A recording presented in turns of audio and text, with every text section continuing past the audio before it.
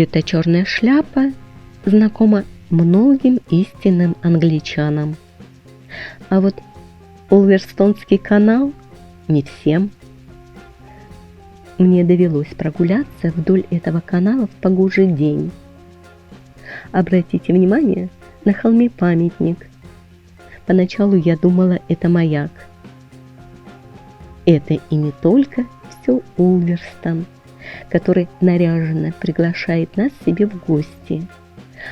А я, Люкреция Кей, с радостью буду сопровождать вас в этом уникальном путешествии, которое, конечно же, начнется из дома нашего самого красивого озерного края, где самые высокие горы в Англии и самое большое озеро.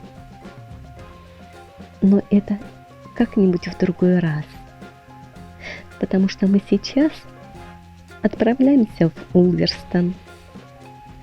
Дорога займет немного более чем час, но вы увидите, как изменяется ландшафт, и вы спросите, где же та Англия, которую вы знаете. Так она совсем разная. И такую разную я хочу вам ее представить. Так что, пожалуйста, в дорогу.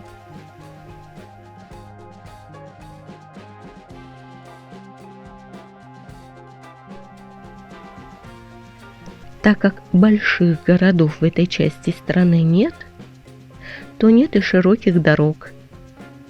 На пути встречаются всего лишь мелкие деревушки, фермерские хозяйства и однотипные городки, подобно этому, через который мы сейчас проезжаем, с одной более-менее широкой улицей и обязательной площадью, как бы обозначающую статус поселения. Вайтхевен, город и порт, из которого мы выехали, находится на побережье Камбрии. Исторически является частью Камберланда. Камбрия – это район, а ланд – это участок земли. А Улверстон, куда мы направляемся, это местечко в южном районе озерного края. Я бы сказала, за его бортом. И полагаю, что он справедливо исторически принадлежал Ланкаше. Помните? Война белой и красной розы. Так это то самое графство Красной Розы. С 1974 года этот район перевели в подчинение Камберланда. Теперь это наша территория. И мы сейчас находимся в городе, по улочкам которого мы пройдемся и посмотрим, как история вписывается в современность. Улверстон продолжает сохранять облик старого мира с множеством красочных домов и вымощенных улиц, ведущих с площади. Как и большинство северных частей Англии, этот городок был целью для набегов неистующих шотландцев при Роберте Брюсе, роль которого сыграл Мел Гибсон в фильме «Храброе сердце». И даже несмотря на перипетии, такие как в начале XIV века город дважды сжигали до основания, Улверстон возрождался из пепла, продолжая свое существование, а временами и процветал. У нас незапланированное посещение гаража Мерседес. Бойтесь своих желаний. Они иногда могут исполняться. Пока мужчины обсуждали свои дела, я при наличии свободного времени стала рассматривать детали знаменитой марки машины, как произведение искусства. И погуляла по округе. Рядом с гаражом находится железнодорожный вокзал. И линия этого транспорта идет от Ланкастера до Барроу-ин-Фернес. Запомните это название. Я его еще упомяну в своем рассказе. Цель нашего визита в Улверстон была прогулка по улочкам городка и посещение единственного в мире музея, посвященного Лорел энд Харди. Дело в том, что сын города Артур Стэнли Джефферсон, родившийся в Улверстоне, в сотрудничестве с Оливером Харди стал одним из самых известных комедийных дуэтов XX века. Он также был дублером самого Чарли Чаплина. Несмотря на то, что Стэн Лорел служил Голливуду, его почитают на родине. Даже очень. Такой пример можно повзаимствовать.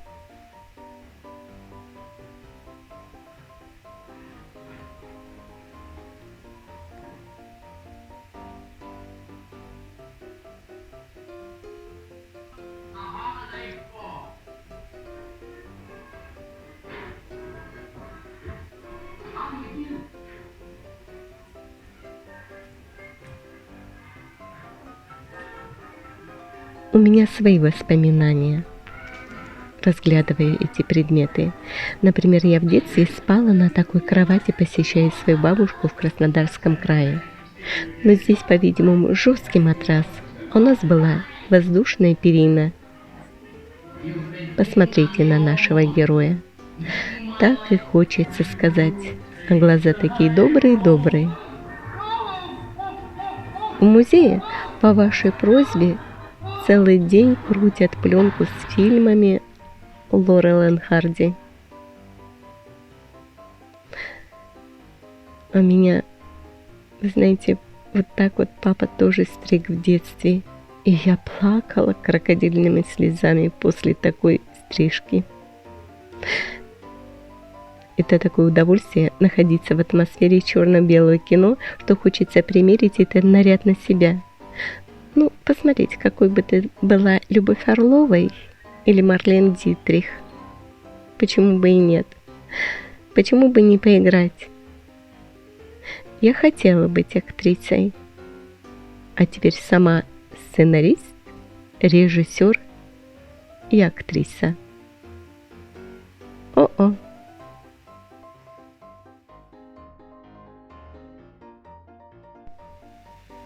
Побудем еще немного в музее, поиграем со светом и потом пройдем к окружной площади, где в 2010 году была установлена бронзовая статуя в полный рост Стэну Лорелу, родившемуся в Улверстоне 16 июня 1890 года. Статуя изображает его со своим партнером Оливером Харди и знаменитой собакой, которая появлялась во многих фильмах с их участием. Нам очень повезло с погодой в тот день, поэтому с удовольствием прогуляемся вдоль канала, откуда прекрасно виден памятник, точной копией ранней версии Эдистон Лайтхаус, по-простому маяк, который был построен в 1850 году в честь сэра Джон Барроу. Помните, я просила запомнить название города маршрута по железной дороге.